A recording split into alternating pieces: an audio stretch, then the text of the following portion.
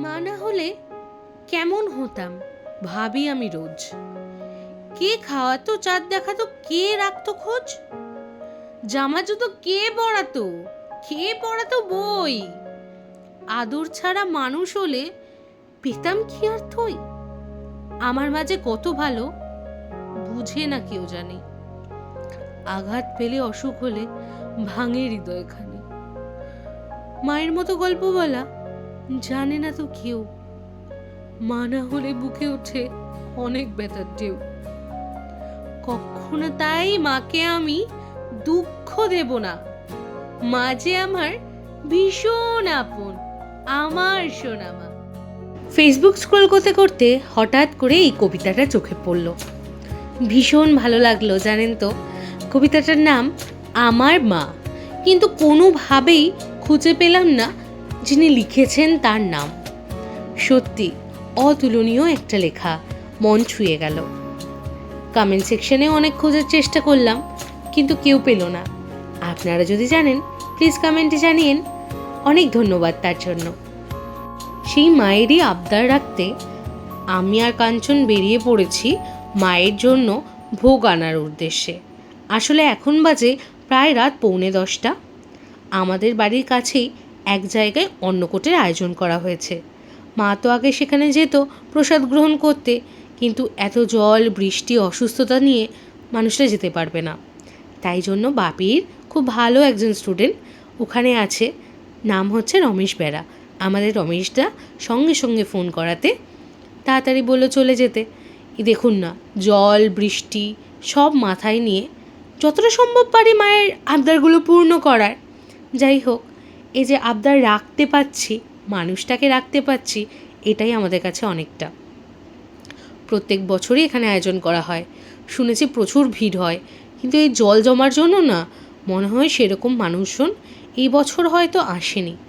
তাও তো দেখছি রাস্তাঘাটে প্রচুর মানুষজন সেই দিকেই যাচ্ছে। আমরাও প্রায় পৌঁছে গেলাম। এই যে এই জায়গাটা দেখছেন, এখানে কিন্তু আয়োজন করা হয়েছে। আর পাশে মাঠ, সেই মাঠে সব চেয়ার পাতা হয়েছে, টেবিল পাতা হয়েছে, সেখানে কিন্তু ভোগ বিতরণ করা হচ্ছে।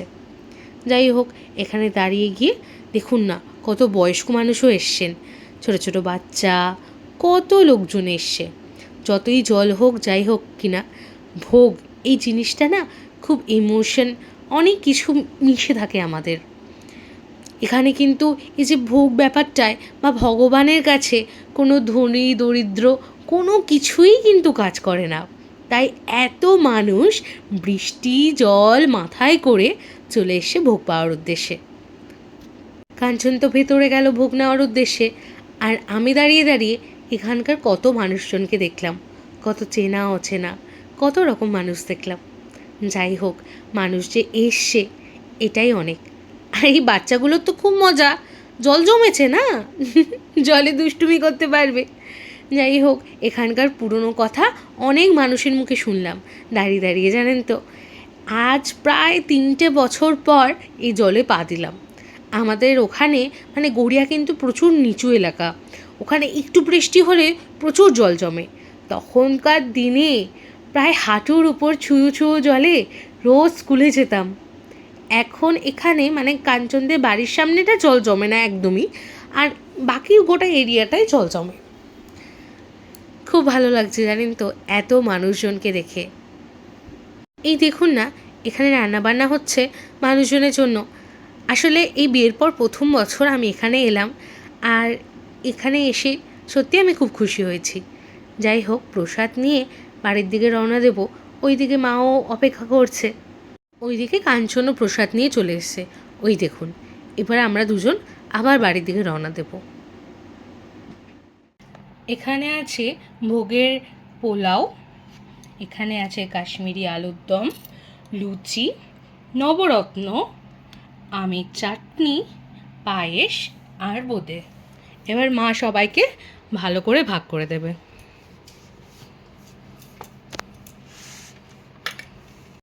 মা তো বেজায় খুশি দেখতেই পাচ্ছ, মায়ের আবদার মিটেছে।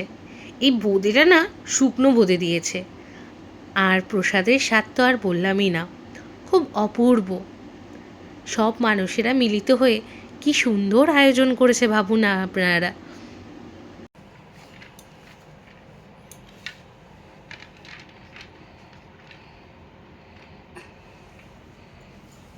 খুব সুন্দর তো দেখতে। দারুণ দেখতে লাগছে, দারুণ হয়েছে দেখতে। দেখতে দারুণ হলেই খেতে দারুণ হবে। ও ঘি একদম মোমো করছে।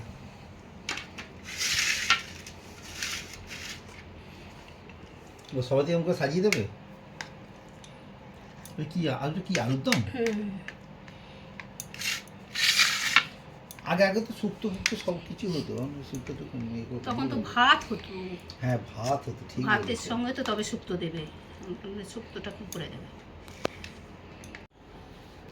মা খুব সুন্দর করে গুছিয়ে দিয়েছে, এবার আমরা খেয়ে নেব। আর খাওয়ার পরে কিন্তু এইগুলো কিন্তু শেষ পাতে, তাই একেবারে পাতে নিলাম না। সত্যি দারুণ হয়েছে না? একদম গিভি।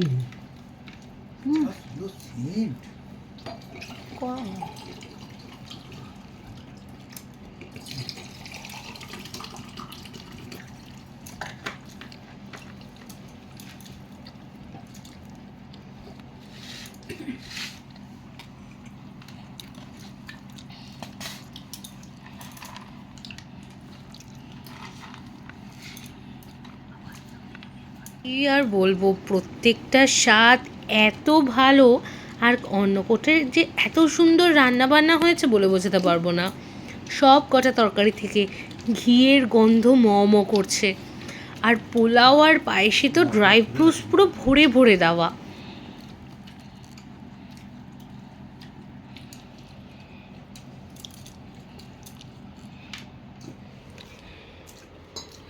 দারুণ দারুণ খেতে।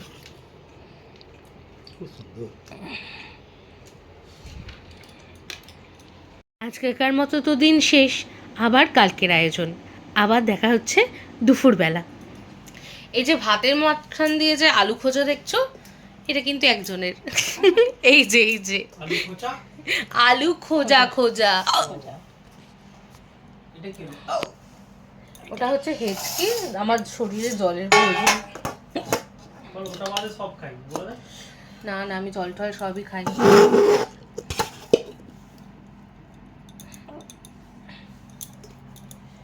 কারণ এই যে গ্রেভি আছে, এই গ্রেভির জন্য কাঞ্চনের আলু ভাতে চাই। বিয়ের আগে কিন্তু বলতাম আলু সেদ্ধ, আবার এই বাড়িতে এসে শুনলাম এটা আলু ভাতে। আলু মাখাও বলে, যে যেটা বলে। তো আজকে আমাদের আছে কি জানো তো, এখানে হচ্ছে চাল কুমড়োর তরকারি। এটা একটা নিরামিষ তরকারি। হ্যাঁ, পোস্ত। ও এতেও ঝোলেও পোস্ত দিয়েছো? যে পোস্ত দিচ্ছে, আজকে চিংড়ি দিইনি, বাকুটকুট করছে সব, ওই জন্য পোস্ত করেছি। আচ্ছা, এখানে আছে ওল মাখা, এখানে আছে বোয়াল মাছ, আর পটল ভাজা, আর আলু সেদ্ধ মাখা। ভাজার ডিজাইনটা দেখাও। আহা হা, নতুন নতুন ডিজাইন। আগে করতাম।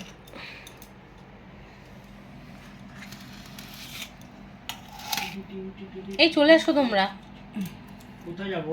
এই তো খেতে বসো। বসবো? ইয়েস। ইয়েস। তবে ওদিকে চলে যাও।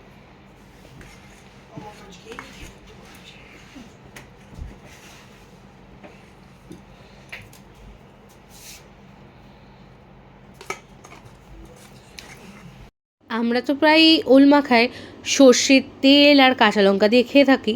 একটু না সর্ষে বাটা দিয়ে দেখবে, কি দারুণ খেতে লাগছিল আজকে, বলে বোঝাতে পারবো না। মনে হচ্ছিল গোটা ভাতটা না এই ওল মাখা দিয়েই খেয়ে ফেলবো। তাই করেছিলাম প্রায়। আর শুধু মুখে মাছ খেয়েছি। আসলে তোমরা জানোই তো, মাছ না আমি ছোটোবেলা থেকে খেতে পারতাম না ওই গন্ধের জন্য। তাই জন্য মাছের গ্রেভিতেও এখনও ভাত মেখে খেতে পারি না। এই শুকনো শুকনো ভাজাভুজি দিয়েই ভাত খাই, আর মাছটা এমনি শুধু মুখে খাই। বলেছিলাম না, বোয়াল মাছ খেতে ভালো লাগে, কারণ এই একটাই, কাঁটা নেই। এতে একটাই মোটা কাঁটা, এর বাইরে কিন্তু গোটা মাছটায় আর কোনো কাঁটা নেই। আর এই হচ্ছে বোয়াল মাছের ডিম। অনেকটা ডিম বেরিয়েছিল, তোমরা আগের দিন ভিডিওটা দেখেছো। সেই মানে ডিমটাও কিন্তু ভেজে ঝালে দেওয়া হয়েছে। আর আজকে পোস্তটা যা হয়েছে না, চাল কুমড়োরেও যে পোস্ত এত টেস্টি হবে, আর সবচেয়ে বেস্ট হয়েছে ওল মাখাটা, জাস্ট দারুণ। ওটা পোস্ত, সর্ষে, কাঁচা লঙ্কা ছিল। ওই সর্ষেটা একটু বেশি পড়েছে তো, হ্যাঁ। হেভি টেস্ট লাগছিল। আগে তো সবাই সর্ষে দিয়েই মাখতো, হ্যাঁ আমি আবার শুধু সর্ষে দিয়ে খেতে পারি না।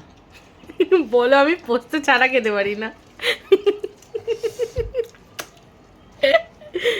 আজকের মতো ভিডিওটা এইটুকুই, আবার কালকে দেখা হচ্ছে। ভালো লাগলে like, comment, share and subscribe করতে একদম ভুলবেন না। টাটা।